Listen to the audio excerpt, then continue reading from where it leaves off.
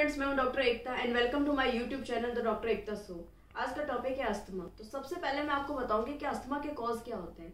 ऐसे पेशेंट या ऐसे लोग जो धूल मिट्टी वाले एनवायरनमेंट में ज्यादा रहते हैं, जहाँ पे व्हीकल्स का धुआं ज्यादा होता है या फैक्ट्री का धुआं ज्यादा होता है या पॉपुलेशन ज्यादा होती है, पॉल्यूशन ज्यादा होता है, तो वहां पे जो पेशेंट लगातार रह रहे हैं और उसके धुएं और इस तरह के एनवायरनमेंट के एक्सपोज में रह रहे हैं, तो उनको अस्थमा होने के चांसेस ज्यादा रहते हैं। कुछ पेशेंट्स में मैंने देखा है कि जिनको जेनेटिक डिसऑर्डर्स भी है, मतलब अगर जिनके पेरेंट्स को या किसी ब्लड रिलेटिव को अस्थमा है तो बच्चों में भी अस्थमा होने के चांसेस रहते हैं। जिनका ओवरवेट है या जिनको साइनस है या जिनको हार्ट डिजीज है या लॉन्ग टाइम से जिनको कॉन्स्टिपेशन है, तो उनको भी अस्थमा होने के चांसेस रहते हैं। इसके अलावा जब आप एक्सरसाइज हद से ज्यादा कर रहे हो और एकदम एक्सरसाइज करने के बाद में आप ठंडा पानी पी रहे हो या एसी के कांटेक्ट में आ रहे हो, उनको भी अस्थमा होने के चांसेस रहते हैं। ये मेन कॉज है इसके। अकॉर्डिंग टू आयुर्वेदा, हमारे शरीर के अंदर अगर जब कोई भी बीमारी होती है ना, तो हमारा शरीर उसके पहले कुछ साइंस दे देता है, जिसको आयुर्वेद में हम पूर्व रूप कहते हैं, यानी अलर्टिंग साइन। अस्थमा के भी ऐसे कुछ अलर्टिंग साइन होते हैं। ऐसा पेशेंट जिनको लॉन्ग टाइम से कॉन्स्टिपेशन है, तो कॉन्स्टिपेशन है तो गैस एसिडिटी की प्रॉब्लम भी होगी। गैस को आयुर्वेद में वात के समान माना है, मतलब वात यानी वायु, और वायु को आपको पता है कि ये ना उसका सिम्टम्स ये होता है कि बॉडी में कहीं पर भी रेफर हो जाती है। तो जो अस्थमा के पेशेंट रहते हैं, तो अगर वायु उनके ऊपर चढ़ जाती है, गैस की प्रॉब्लम है, तो गैस की प्रॉब्लम चेस्ट में अगर गई है तो वहां पर चेस्ट पेन होगा। मसल्स में गई है तो अगर मसल्स पेन होगा। सिर में गई है तो टेम्पोरल रीजन में पेन होता है। तो ये इसके अलर्टिंग साइन है। इसके अलावा पेशेंट को लॉन्ग टाइम से कॉन्स्टिपेशन रहेगा, बेचैनी रहेगी, उसका मन नहीं लगेगा, चिड़चिड़ापन होगा। अगर इसी टाइम अगर हम कॉन्स्टिपेशन का इलाज कर लेते हैं तो अस्थमा की प्रॉब्लम से 85% तक बचा जा सकता है। कॉन्स्टिपेशन को रोकने के लिए खाना खाने के बाद में आप आधा चम्मच त्रिफला चूर्ण गुनगुने पानी के साथ में लेते हैं, तो हमारे भोजन को बहुत अच्छी तरीके से डाइजेस्ट करता है और कॉन्स्टिपेशन को वहीं पे खत्म कर देता है। अब अगर किसी पेशेंट को अस्थमा हो भी गया है तो उनके सिम्टम्स क्या क्या होते हैं। तो पहले तो पेशेंट को सांस लेने में बहुत ज्यादा तकलीफ होती है और बार बार वो पेशेंट खांसी करता रहता है और साथ में कफ भी निकलता है। खांसी करने के साथ अगर कफ निकल जाता है तो पेशेंट को कुछ समय के लिए थोड़ा आराम फील होता है। पेशेंट बिल्कुल भी लेट नहीं पाता है, रात में सो नहीं पाता है। अगर लेट भी गया तो जो एयर होती है, जो वायु होती है, उसके पार्ट्स मेरे चेस्ट में आके रुक जाती है। इसकी वजह से उसको चेस्ट पेन होता है और उसका जी घबराता है। ऐसे में पेशेंट जब लेट बैठ जाता है तो उसको आराम मिलता है। ऐसे में अगर जो पेशेंट होता है वो गर्म पानी या कुछ वेजिटेबल सूप वगैरह लेता है तो उसको आराम आता है।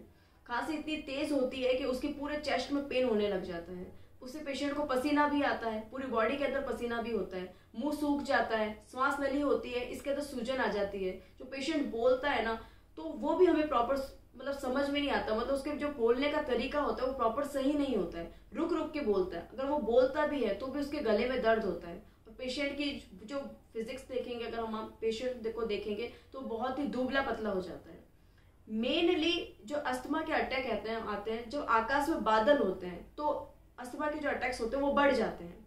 अगर आकाश में बादल भी नहीं है तो अगर दिन के समय जब सूरज पूरी तरीके से उगा नहीं होता है, मतलब दिन के समय 7 से 8 बजे तक का जो टाइम होता है, उसमें पेशेंट को प्रॉब्लम होती है। और सूरज ढलने के बाद में, मतलब शाम को 6 बजे के बाद में पेशेंट को अस्थमा के अटैक्स फिर से आने लग जाते हैं। जब सूरज रहता है, जब उसकी किरण रहती है और वो उसके एक्सपोज में रहता है, तो अस्थमा का जो कफ होता है वो थोड़ा बहुत मेल्ट होने लग जाता है, तो उस समय पेशेंट को थोड़ा आराम मिलता है।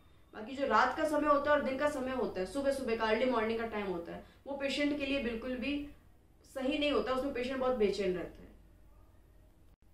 अब बात करते हैं अस्थमा के ट्रीटमेंट के बारे में। तो ये जो मैं ट्रीटमेंट बता रही हूँ, जिन लोगों के पास टाइम नहीं है तो मार्केट से खरीद के भी ट्रीटमेंट ले सकते हैं। ये रेडीमेड ट्रीटमेंट है। वासा अवले एक तरह का अवले है जो कि च्यवनप्राश फॉर्म में आता है। उसको आधा आधा चम्मच गुनगुने पानी के साथ खाना खाने के आधे घंटे बाद में लेना है। एक तरह की टैबलेट आती है, उसका नाम है श्वास चिंतामणि रस। ये थोड़ी सी महंगी है। 2 टैबलेट लेनी है आपको, उसको पीसना है, 1 चम्मच च्यवनप्राश लेना है, उसके साथ मिक्स करके खाना खाने के आधे घंटे बाद में लेना है। एक होता है कनक आसव, है ना, इसको 15 ml यानी 3 से 4 चम्मच गुनगुने पानी के साथ में समान भाग में पानी मिला के खाना खाने के आधे घंटे बाद में लेना है। अगर पेशेंट के थॉट में इन्फेक्शन है या स्वेलिंग है या उसको बोलने में दिक्कत आ रही है, कांटे से चुभ रहा है थॉट में, तो उसको मरीच आदि वटी लेनी है और वटी खानी नहीं है, उसको धीरे धीरे करके चूसना है, ताकि उसके अंदर जो काली मिर्च का इफेक्ट है वो आपके गर्दन में लग सके और यहाँ पर जो फर्दर इन्फेक्शन है वो डिक्रीज हो सके। कॉन्स्टिपेशन भी पेशेंट को, अस्थमा के पेशेंट को होता है, तो ऐसे में तरुणी कुसुमाकर चूर्ण आधा आधा चम्मच खाना खाने के आधे घंटे बाद में लेना है, ताकि उनका कॉन्स्टिपेशन रिलीज हो सके। ये तो था रेडीमेड ट्रीटमेंट। अब इसके बाद में मैं कुछ होम रेमेडीज बता देती हूँ। तो जो देसी गुड़ होता है ना, जो कॉफी कलर का होता है, वो आपको लेना है 1 से 1.5 चम्मच, और 1 से 1.5 चम्मच ही आपको सरसों का तेल लेना है। इसको प्रॉपर वे में आपको मिक्स करना है और इसको दिन से 3 से 4 बार आपको धीरे धीरे करके खाना है। ये हो गया पहली home remedies. Second home remedies में बताऊं, जो बहेड़ा होता है जिसको विभूति की चूर्ण कहते हैं, पंसारी की दुकान पर मिल जाएगा, वो 7 से 8 ग्राम आपको लेना है, ठीक है, यानी 2 से 3 चम्मच, 3.5 चम्मच तक। उसको देसी शहद के साथ मिला के धीरे धीरे करके खाना है, दिन में 2 से 3 बार, ठीक है। तो इससे भी अस्थमा में काफी रिलीफ मैंने देखा है खुद ने कि इसमें काफी रिलीफ मिलता है। एक आप क्या करना कि तिल का तेल लेना, इसमें चुटकी पर सेंधा नमक डालना और उसको हल्का सा गर्म करना। रात को सोने से पहले पूरे थोरैक्स एरिया में, दोनों हाथ की हथेली पे और दोनों पांव के तलवों पे अच्छी तरीके से मसाज करके सोना है। इससे पेशेंट को बहुत अच्छी नींद आती है और जो कफ होता है वो भी पिघलने लग जाता है, मतलब मेल्ट होने लग जाएगा अंदर ही अंदर। पेशेंट को सांस लेने में तकलीफ नहीं होती है।